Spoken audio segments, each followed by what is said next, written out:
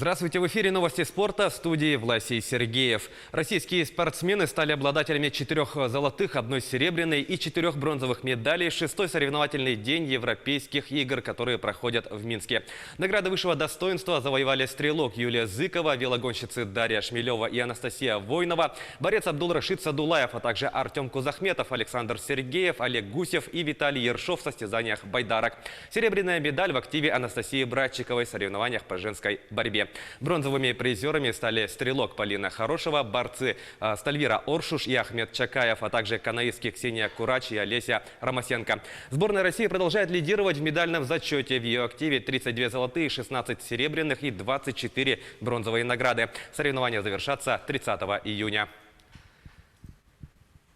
Сборная России обыграла команду Украины со счетом 5-1 в заключительном матче группового этапа турнира по пляжному футболу на Европейских играх. В составе сборной России голы забили Виктор Крышанов, Артур Папоротный, Федор Земсков, Дмитрий Шишин и Кирилл Романов. У украинцев отличился Виталий Сидоренко. Сборная России по итогам групповой стадии заняла 3-е место в группе «Б», набрав 3 очка и не сумев выйти в плей-офф турнира.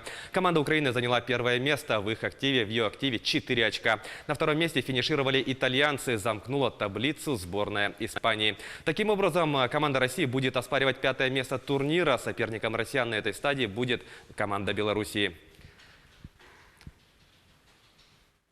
Женская сборная Англии по футболу одержала победу над командой Норвегии в четвертьфинальном матче чемпионата мира, который проходит во Франции. Встреча завершилась со счетом 3-0. Авторами забитых мячей стали Джилл Скотт, Эллен Уайт и Люси Бронс. На 83-й минуте матча форвард англичанок Никита Пэрис не смогла реализовать пенальти. В полуфинале английские футболистки сыграют с победителем матча между сборными Франции и США. Данная игра пройдет этой ночью. Чемпионат мира завершится 7 июля.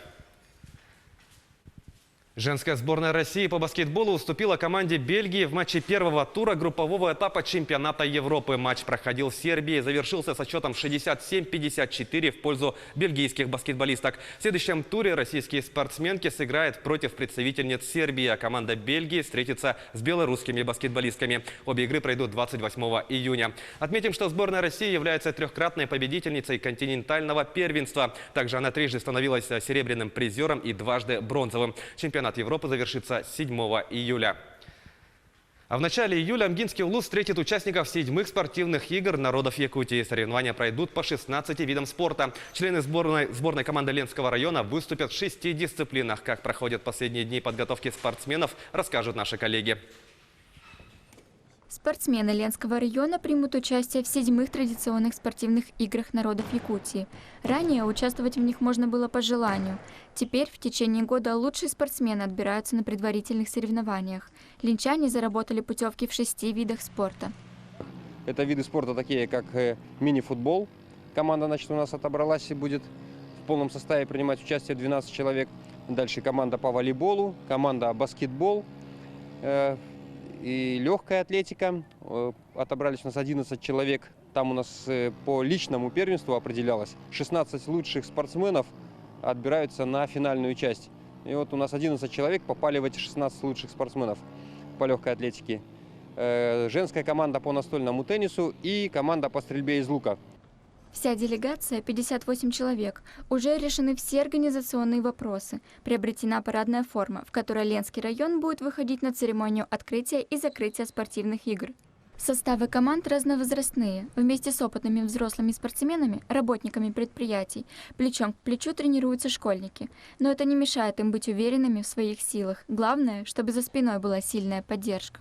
Чувствуется вот эта поддержка всего района, то, что на нас надеются, что мы должны защитить честь нашего района на столь крупных мероприятиях, соревнованиях. Вот. Ну и что на нас возлагают надежду. До начала игр остается неделя. В главном спортивном событии этого года примут участие более 3000 спортсменов из 35 районов Якутии.